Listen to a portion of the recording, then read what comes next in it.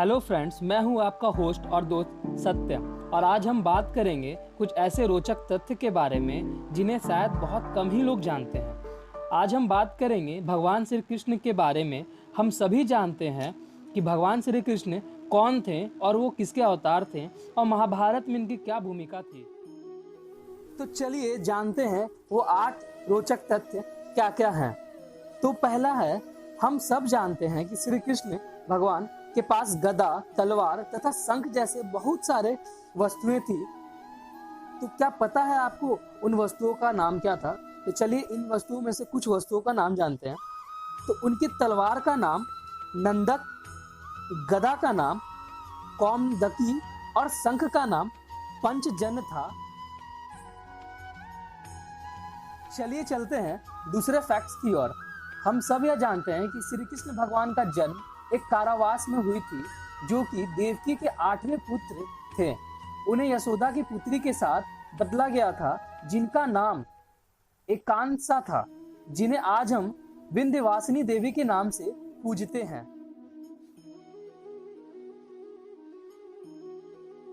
Number 3 के बारे में जानते हैं। कलारी पट्टू के बारे में कौन नहीं जानता है। यह दुनिया की सबसे पुरानी मार्शल आर्ट तकनीक मानी जाती है।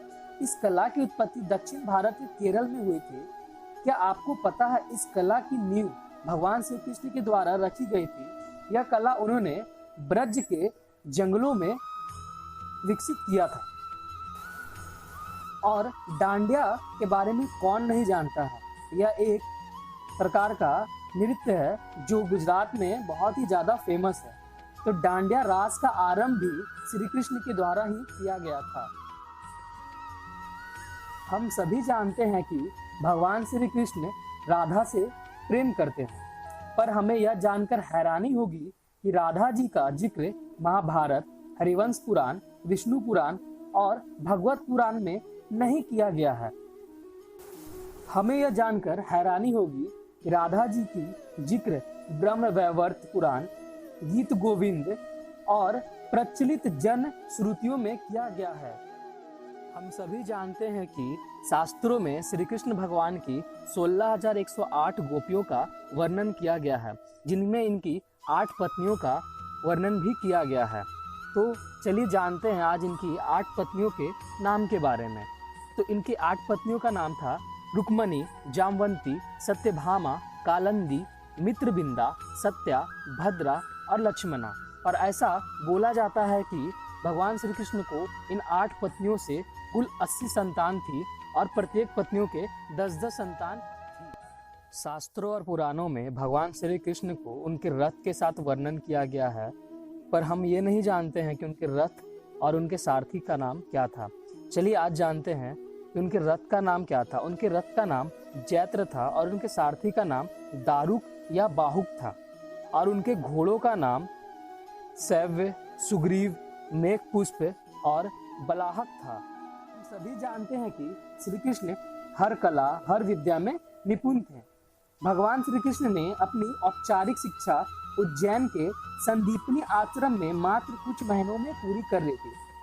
और श्री कृष्ण ने अपनी गुरु संदीपनी को ऐसी गुरु दक्षिणा दी थी जो शायद ही किसी गुरु को मिली हो। भगवान श्री कृष्ण ने संदीपनी गुरु को उनका मरा हुआ बेटा गुरु दक्षिणा के रूप में दिया था। है ना यह हैरानी वाली बात। क्या आज हम में से कोई ऐसा गुरु दक्षिणा दे सकता है, या आप में से कोई ऐसा गुरु दक्षिणा के बारे में जानते हैं तो कमेंट बॉक्स में हमें जरूर बताएं। चलिए चलते हैं आज की आखिरी फैक्ट्स की ओर और जानते हैं आज का आखिरी फैक्ट्स क्या है। भगवान श्री कृष्ण के द्वारा 2 नगरों की स्थापना की गई थी। पहला नगर था द्वारिका, जो भगवान श्री कृष्ण के द्वारा स्थापना किया गया था, और दूसरा नगर था इंद्रप्रस्थ, जो भगवान श्री कृष्ण और पांडु पुत्रों के द्वारा स्थापित किया गया था। ऐसे ही बहुत सारे फैक्ट्स के बारे में जानने के लिए जिनसे हम अनजान हैं, उनके लिए हमारे चैनल को जरूर सब्सक्राइब करें और बेल आइकन को जरूर दबाएं, ताकि सबसे पहले अपडेट आपको ही मिले।